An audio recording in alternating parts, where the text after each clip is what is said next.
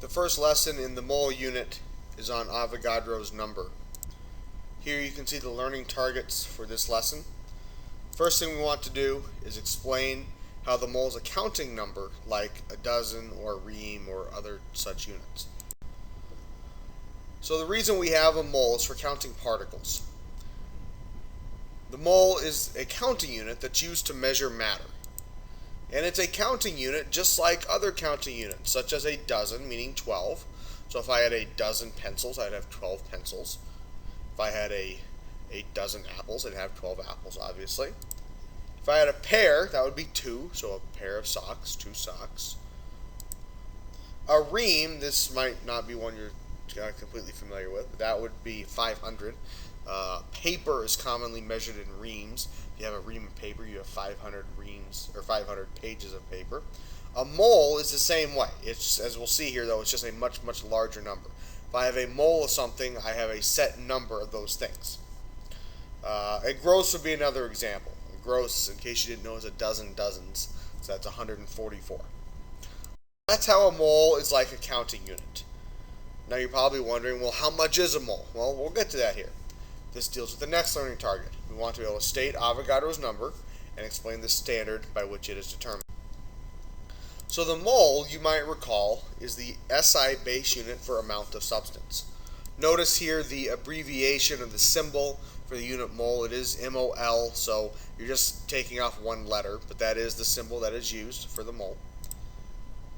And the amount that is a mole is known as Avogadro's number, and you can see the number listed here, 6.0221367, and there's more digits there as well, times 10 to the 23rd. It is a huge number. Now the reason it's called Avogadro's number, it's named after an Italian physicist and chemist by the name of Amedeo Avogadro. That scientist did not actually determine this value. The technology during his time was not good enough to do that. But he was the first scientist to propose that a number like this was necessary, that we needed a counting unit for matter. Now you might be wondering, where does this number come from? How do we get Avogadro's number? What is the standard by which we know what it is? Well, here's the standard. It is simply the number of atoms in exactly 12 grams of carbon-12. So if you had the isotope carbon-12 and you measured out 12 grams of it, and if you were able to count all the atoms in that 12 grams, this is what you would get: 6.0221367 times 10 to the 23rd atoms. So in other words, what we're saying, if I have 1 mole of something, that could be anything, that would be 6.022 times 10 to the 23rd of those things. Now notice this number here, I've given you fewer digits. This is the number that we'll always use in our calculations. Notice it has 4 significant figures. The reason we stop there is very rarely would we ever need more than 4 sig figs anyway. If we needed it, we could look up the value to more sig figs. You can see up here. This digit here, or this number here, the 6.022 times 10 to the 23rd, that is a value that you will need to memorize. You won't have to work too hard at it. You're going to be using it so much, you will remember it anyway. Now, more commonly, if we're talking about a mole, we're talking about matter, chemicals. So we're talking about 6.022 times 10 to the 23rd particles of something being in a mole. Now, what those particles are, we'll discuss on the next slide here.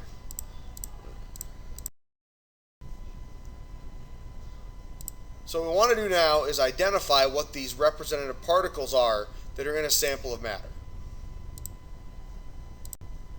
So from the last slide, we have 1 mole is 6.022 times 10 to the 23rd particles. So what we mean by that is this. That particle could be an atom.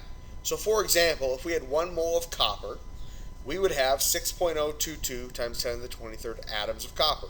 Why do we call them atoms? Well, consider this. Here's a picture of some copper atoms, a schematic actually. We can't actually take a picture of copper atoms, or any atoms for that matter. But notice that each of these atoms, these kind of copper gold-colored balls here, each of them is an individual copper atom. If I had a sample of copper, each individual atom would be a copper atom. That is the smallest particle of copper. So that's why we would say I have Avogadro's number, 6.022 times 10 to the 23rd atoms of copper in 1 mole. Now that particle could also be a molecule, and this would apply to compounds, more specifically covalent compounds. For example, water is covalent. Remember, we know it's covalent because there's only nonmetals in it.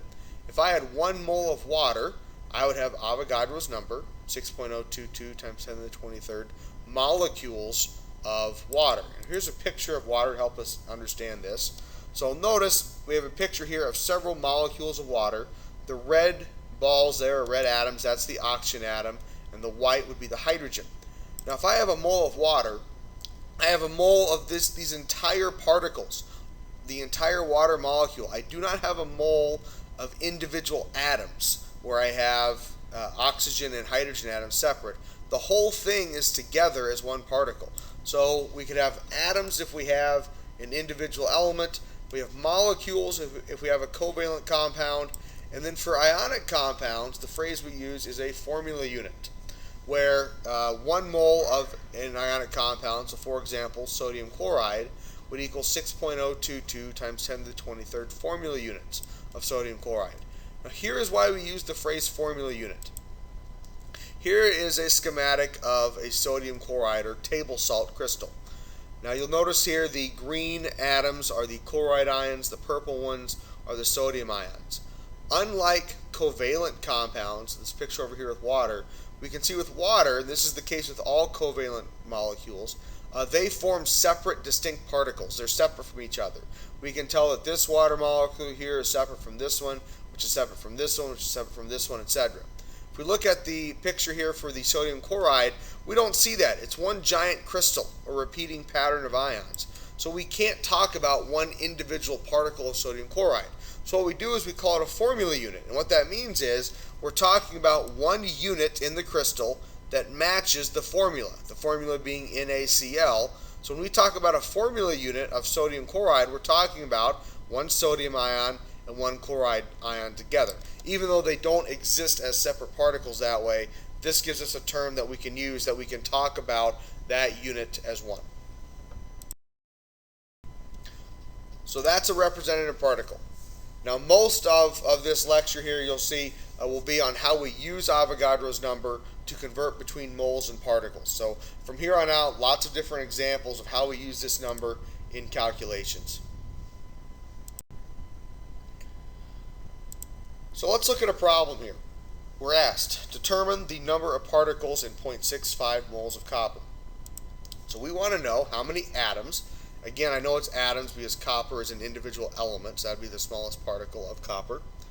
And I want to know how many atoms would be in 0.65 moles of copper. So this is a dimensional analysis. We need a conversion factor for particles and moles. Well, that's Avogadro's number. We know that 1 mole of anything would be Avogadro's number, 6.022 times 10 to the 23rd particles of that substance. So we're going to start with what we know. We know we have 0.65 moles of copper, and then we're going to use this conversion factor here, Avogadro's number in a mole, to do the conversion. Notice in this case, Avogadro's number goes on top in the numerator because we want to cancel moles. In 1 mole of copper, there would be 6.022 times 10 to the 23rd atoms of copper. Moles cancel. Notice we're left with atoms of copper, which we set out to do, and then our answer there is 3.9 times 10 to the 23rd atoms.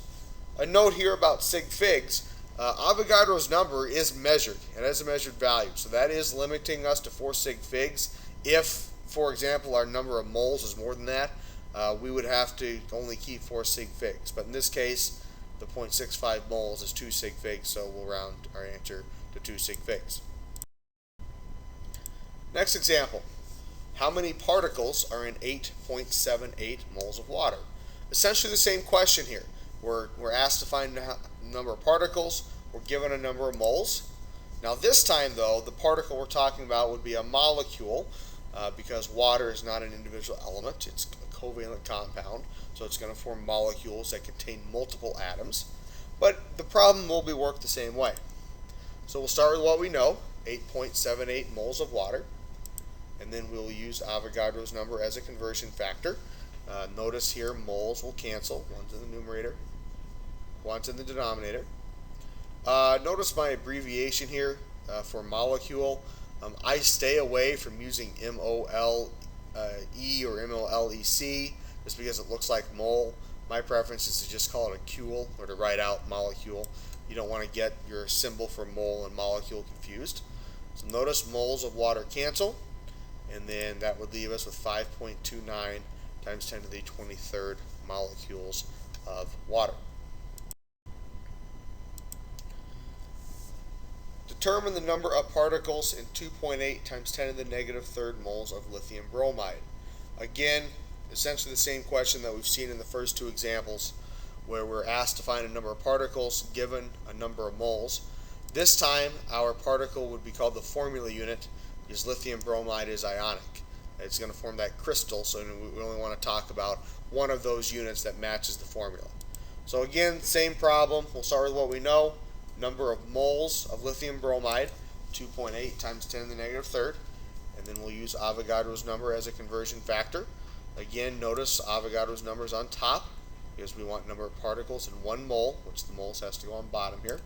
So moles of lithium bromide cancel, and then that would give us 1.7 times 10 to the 10 to the 21st formula units of lithium bromide.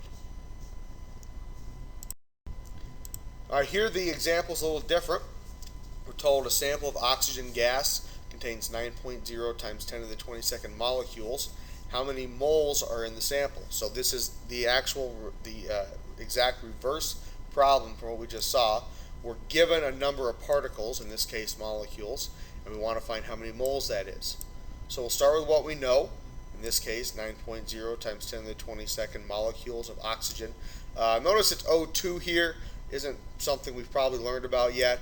The reason why it's O2, oxygen is diatomic, meaning it does not exist as individual atoms. That's why I'm calling them molecules of oxygen as opposed to atoms, because oxygen exists as 2 atoms put together in a molecule. Notice our conversion factor this time. We need the particles to cancel. We need molecules to cancel. So Avogadro's number goes on bottom. Remember, Avogadro's number is the number of particles in 1 mole, not number of moles in 1 particle. So Avogadro's number always goes with particles. So in this case, molecules will cancel, and then we plug it in our calculator, and we get 0.15 moles of O2. Next example. How many moles are represented by 4.05 times 10 to the 25th carbon atoms? So same question essentially that we had last time. We want to know the number of moles, and we are given a number of particles, in this case atoms of carbon. So that's what we'll start with. Our conversion factor again is 1 mole is Avogadro's number of particles. So atoms of carbon will cancel, and that gives us 67.3 moles of carbon.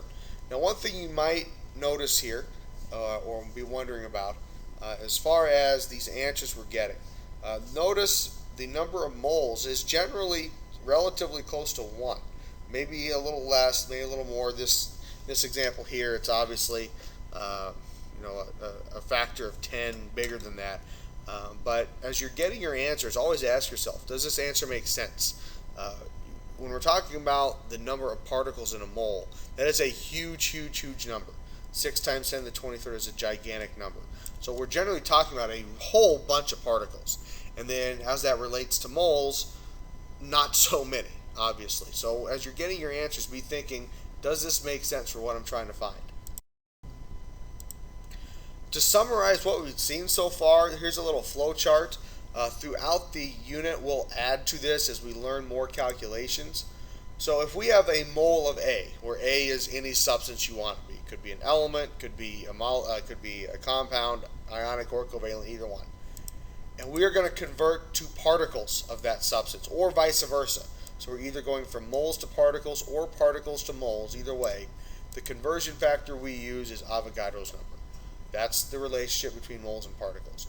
We'll come back to this here in just a second after we look at a different type of calculation. So here's a different problem. We're asked how many oxygen atoms are in 2.50 moles of carbon dioxide. So notice in this case, we're told we have 2.5 moles of carbon dioxide, which is a compound, CO2 being the formula. And we want to know how many atoms of oxygen are within that.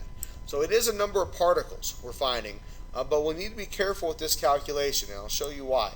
We'll start with what we know, as we always do, in this case 2.5 moles of carbon dioxide. Now we can convert that to particles, but we can't convert it straight to atoms of oxygen. And here's the reason why. In 1 mole of carbon dioxide, there would not be Avogadro's number of atoms of oxygen, because that's not what we're trying to measure if we have a mole of carbon dioxide. It would be Avogadro's number of carbon dioxide particles, which we would call molecules. So notice here, moles of CO2 cancel. We're left with molecules of CO2. Now we still have to get our units into atoms of oxygen. So ask yourself, how many atoms of oxygen would be in 1 molecule of CO2? Well, simply looking at the formula for carbon dioxide, you can tell in 1 molecule there'd be 2 atoms of oxygen. That's what the subscript 2 tells us. So that's our conversion factor. Every molecule of carbon dioxide contains 2 atoms of oxygen. Notice molecules of CO2 cancel, and now we're left with atoms of oxygen, which is what we're looking for. And we get 3.01 times 10 to the 24th atoms of oxygen. Question that usually comes up at this point deals with sig figs. Why isn't this just 1 sig fig? Because I see the number 2 there. Well, that number 2, it's not measured. There are exactly 2 atoms of oxygen in every molecule of CO2. It's not 2.07, it's not 1.9843, it's exactly 2, so it's not measured. That's why that wouldn't count. Here's another similar example. How many atoms are in 0.075 moles of ammonium sulfide? And you can see the formula there, NH42S. So similar question. Again, we're trying to find a number of atoms within a larger unit, in this case, the ammonium sulfide. Now, one thing that you might notice is different here, we're not asked for atoms of a specific element, just in general atoms. The problem's going to start the same, though. We're going to convert from moles of our compound, in this case, ammonium sulfide, to particles. So in 1 mole of ammonium sulfide, there would be 6.022 times 10 to the 23rd formula units. This is ionic. Formula units of ammonium sulfide. So moles cancel. Now, to go to atoms, we simply need to ask, how many atoms would there be in 1 formula unit of this compound? Well, we just look at our formula and we count up the number of atoms.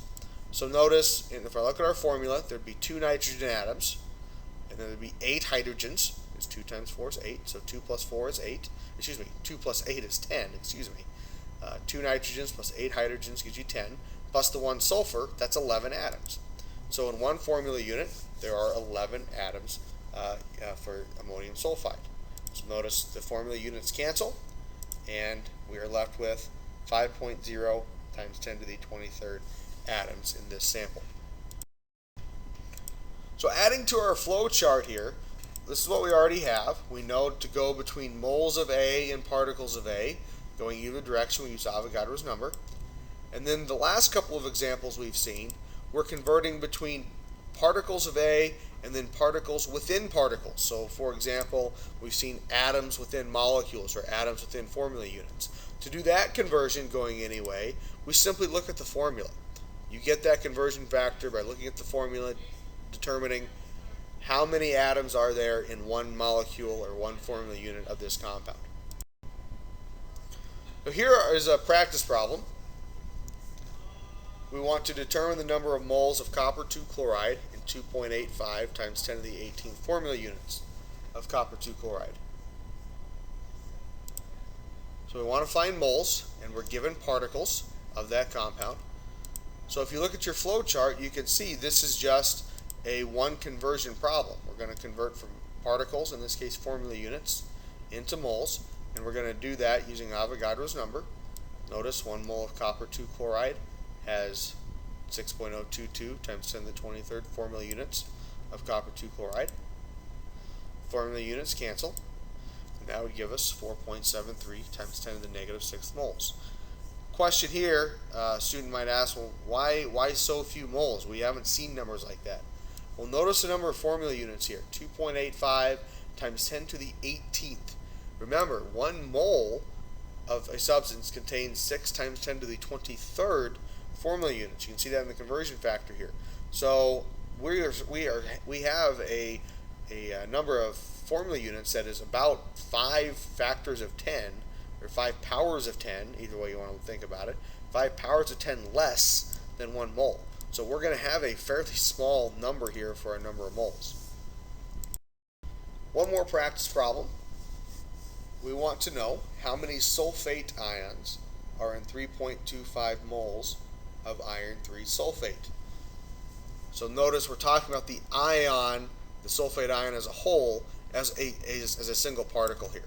So we're going to start with what we know, 3.25 moles of the iron 3 sulfate. This is where your nomenclature comes in. You need to be able to write the formula there.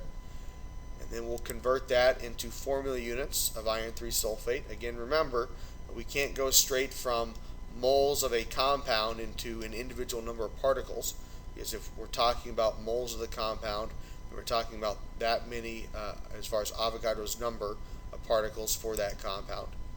So the moles cancel, and now if you just look at our formula, here, Fe2SO4 we can see that every formula unit contains 3 sulfate ions. You can see that with the subscript there in the formula. So formula units cancel, and that would give us 5.87 times 10 to the 24th sulfate ions. Okay, lots of examples there that you've seen, things you can go back and practice and look again. Hopefully this will get you going on the right track here for using Avogadro's number to convert between moles and particles.